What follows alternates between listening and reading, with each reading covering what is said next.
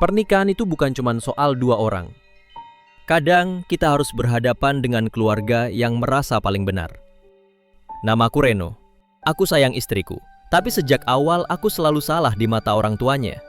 Bahkan saat aku cuman diam, mereka tetap salahin aku.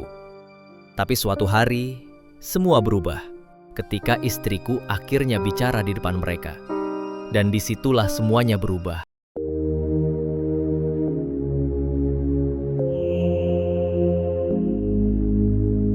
Namaku Randy.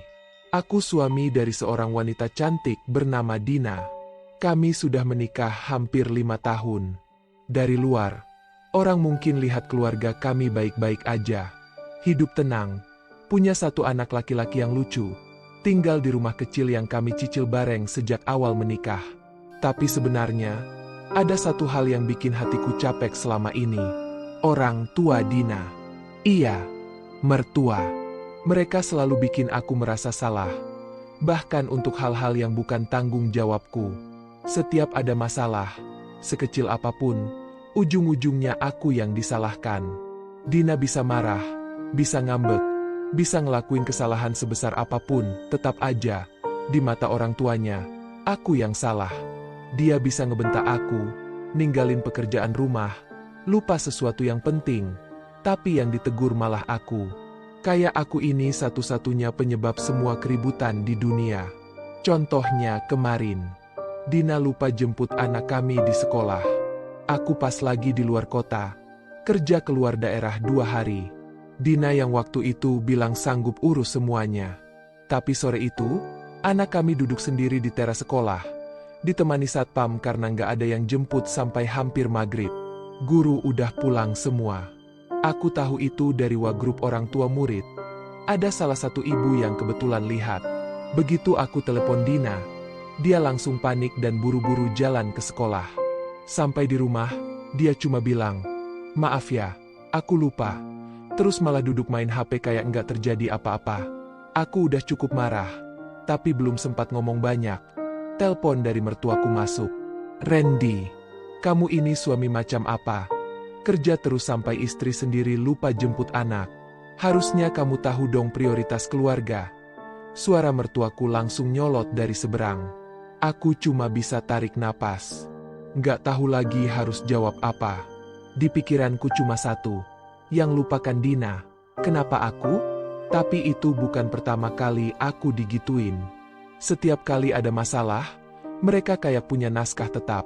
Salahin Randy, bela Dina. Dan yang paling bikin sakit, Dina cuma diam. Duduk santai di pojokan sofa, sambil scroll video lucu di HP-nya. Seolah semua udah lewat. Nggak ada usaha buat bilang ke orang tuanya. "Aku yang lupa kok, bukan Randy." Nggak ada pembelaan. Bahkan aku ragu dia ngerasa bersalah. Sikap begitu bikin aku mikir. Selama ini aku ini suami atau kambing hitam sih? Aku tahu nggak sempurna. Tapi aku juga bukan suami yang cuek. Aku kerja banting tulang buat kami. Jemput anak kalau aku bisa. Bantu masak. Bantu cuci baju. Tapi semua yang aku lakuin seolah nggak ada artinya di mata orang tuanya. Kalau Dina senyum, mereka bilang itu karena dia bahagia sama hidupnya.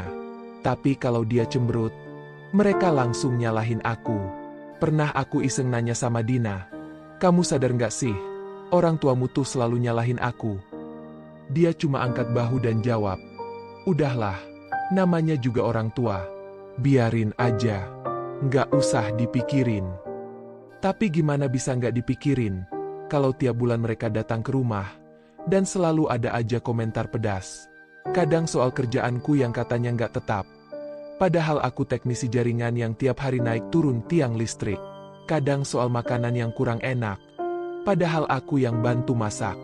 Dan yang paling sering, soal aku yang katanya nggak bisa jaga istri dan anak. Aku nggak pernah minta mertua sempurna. Aku cuma pengen dianggap manusia juga. Diakui usahaku. Atau paling nggak, jangan disalahin terus. Tapi mungkin memang di keluarga ini, aku bukan siapa-siapa selain tempat melampiaskan kesalahan yang mereka nggak mau lihat dari anaknya sendiri. Aku cinta sama Dina. Tapi tiap kali aku disalahkan atas hal yang bukan salahku, Rasanya perasaan itu makin lama makin hilang sedikit demi sedikit. Aku mulai ngerasa mungkin aku nggak pernah benar di mata mereka.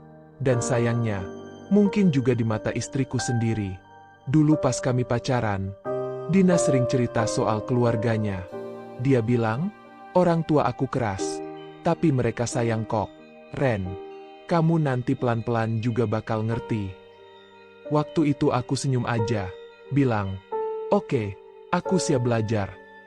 Tapi yang aku nggak tahu, belajar, yang dimaksud itu kayak aku harus tunduk tanpa pernah bisa ngomong. Bukan cuma soal perbedaan cara bicara, tapi soal siapa yang boleh salah dan siapa yang harus selalu jaga muka. Awal pernikahan, aku coba nyatu. Aku datang waktu mereka undang makan malam, aku bantu angkat piring, aku coba ngobrol. Tapi tiap kali ada obrolan, selalu ada nada di balik ucapan mereka. Kamu kerja apa sih, Randy? Kok jam segitu belum pulang? Anak kamu belum sekolah cocoknya masuk bimbel, tapi siapa sih ajarin? Kayak suaminya aja biasa-biasa. Aku senyum. Aku jawab hal-hal yang sopan. Tapi di dalam, ada satu rasa kecil yang terus nanya, kapan aku dianggap bukan orang asing yang salah terus? Suatu hari, ibu mertuaku ngadain arisan di rumah mereka. Dina minta aku bantu bawa beberapa makanan. Aku niat banget.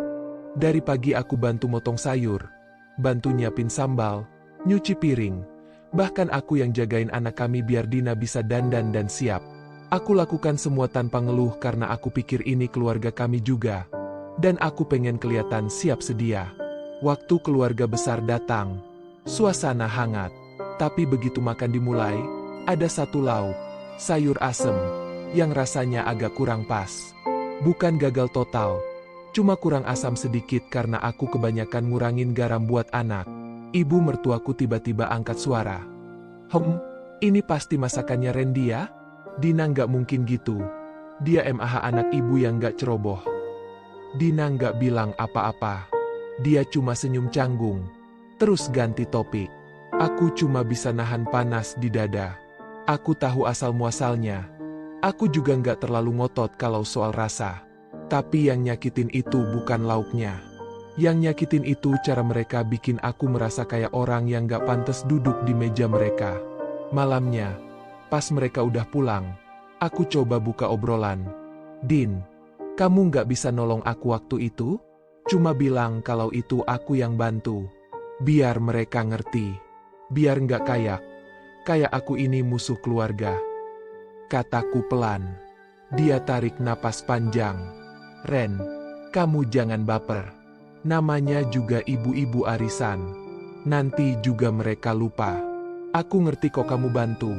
Tapi kalau kamu protes terus, nanti kamu dikira nggak bisa nerima kritik. Kritik? Itu bukan kritik. Itu tuduhan tanpa lihat usaha. Aku cuma pengen satu kata. Terima kasih atau paling nggak pengakuan kecil. Aku bukan minta pujian. Cuma pengen dihargai sama orang yang aku anggap keluarga. Di situ aku mulai cerita ke teman dekatku. Agus, kita ngopi di warung kopi kecil dekat rumah. Sambil dia dengerin. Kamu udah coba ngomong langsung ke mertua? Tanya Agus. Aduh, itu yang susah. Entar dikira aku mau nyombong. Atau malah bikin keributan. Dina juga kayaknya ogah banget nyenggol mereka. Dia lebih milih diam biar nggak ribut. Jawabku. Aku akhirnya duduk lebih dekat. Pegang tangannya. Mulai dari hal kecil. Cuma bilang ke mereka, itu bukan salah Randy. Nggak usah marah. Nggak usah debat. Cukup satu kalimat itu aja. Aku nggak minta kamu bentak mereka. Aku cuma pengen kamu netral. Kalau aku salah, bilang aku salah. Tapi kalau bukan salahku, tolong jangan diam aja. Dia mengangguk pelan. Beberapa hari kemudian, kesempatan itu datang lebih cepat dari yang kami duga. Ibu mertuaku datang ke rumah. Sendirian. Katanya mau nganter makanan. Tapi seperti biasa, bukan cuma makanan yang dia bawa, tapi juga sindiran. Dina, tadi kamu telat jemput si kecil lagi ya? Kamu jangan terlalu sibuk dandan atau main HP di rumah. Randy juga harusnya bisa bantu dong. Jangan cuma kerja terus. Anak juga tanggung jawab bapaknya. Aku yang lagi di dapur dengar semuanya. Tapi aku diam. Aku pengen tahu, apakah Dina bakal mulai belajar ngomong hari itu? Dan di luar dugaan, dia berdiri. Nggak tinggi suaranya, tapi cukup tegas. "Ma, kali ini bukan salah Randy. Aku yang salah. Aku telat karena kejebak scroll medsos. Bukan karena dia. Dan dia udah capek kerja seharian. Jadi, maaf. Aku harap mama nggak langsung salahin dia lagi." Sun. Rasanya kayak listrik padam sedetik. Ibu mertuaku kaget. Wajahnya nggak senang. Tapi dia juga nggak bisa bantah. Dia cuma bilang, "Iya deh, mama cuma khawatir. Jangan gampang tersinggung gitu." Setelah itu, beliau pamit pulang. Dan begitu pintu tertutup, Dina langsung duduk lemas di sofa. "Aku gemetaran," katanya pelan. Aku ketawa kecil. "Tapi kamu luar biasa." Dia nangis pelan. Tapi kali ini bukan karena sedih. Mungkin lega. Mungkin karena akhirnya bisa keluar dari bayang-bayang yang selama ini bikin dia bungkam. Aku duduk di sebelahnya. Usap punggungnya. "Aku nggak butuh kamu jadi perisai, Din. Aku cuma butuh kamu ada. Berdiri di sampingku. Dan hari ini, kamu udah lakuin itu." Hari itu kecil, tapi bagi aku, besar banget. Itu hari di mana aku lihat istriku berdiri untukku, walau masih gemetaran. Itu hari di mana, mungkin untuk pertama kalinya, kami benar-benar jadi satu tim. Tapi aku tahu, perjalanan kami belum selesai. Masih ada banyak omongan, banyak sindiran, banyak ujian yang akan datang dari orang tuanya. Tapi sekarang, aku nggak sendirian lagi. Aku mulai punya harapan. Beberapa minggu setelah kejadian waktu Dina akhirnya bicara di depan ibunya, suasana rumah kami mulai berubah.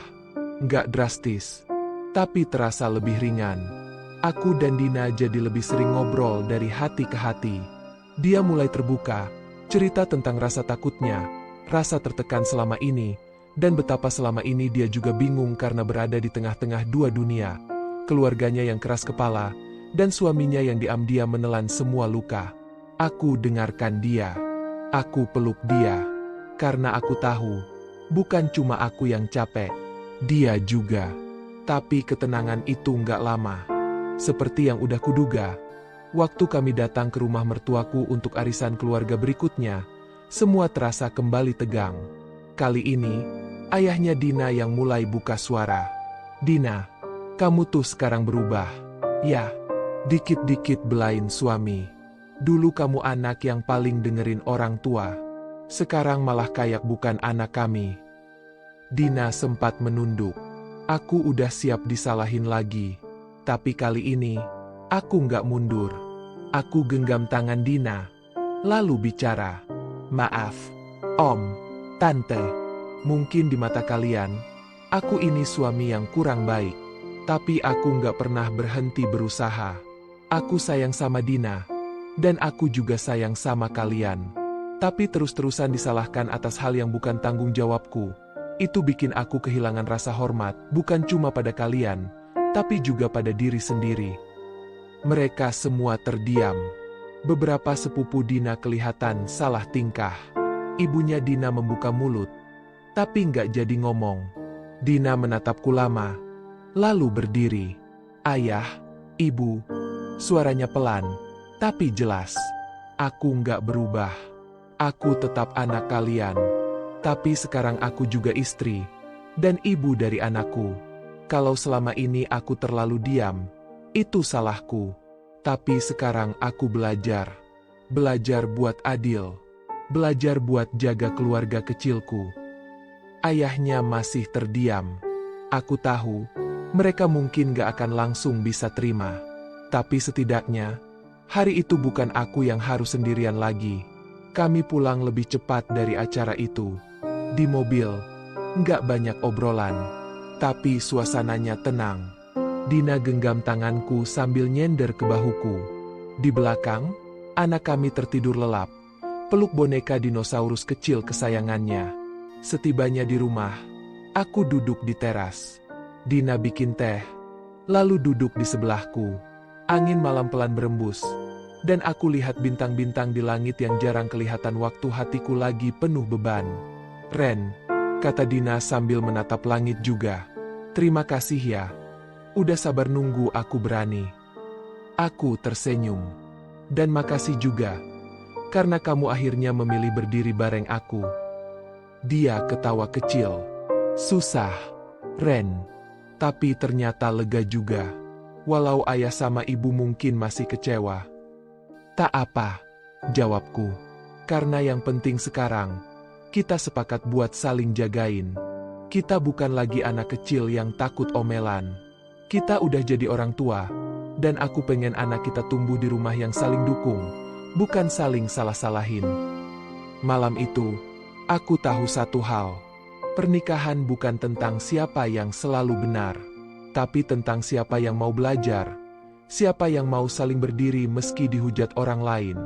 Aku dan Dina nggak sempurna, tapi sekarang, kami jalan berdua. Satu langkah kecil, tapi arahnya benar. Dan itu, lebih dari cukup buat mulai lembaran baru.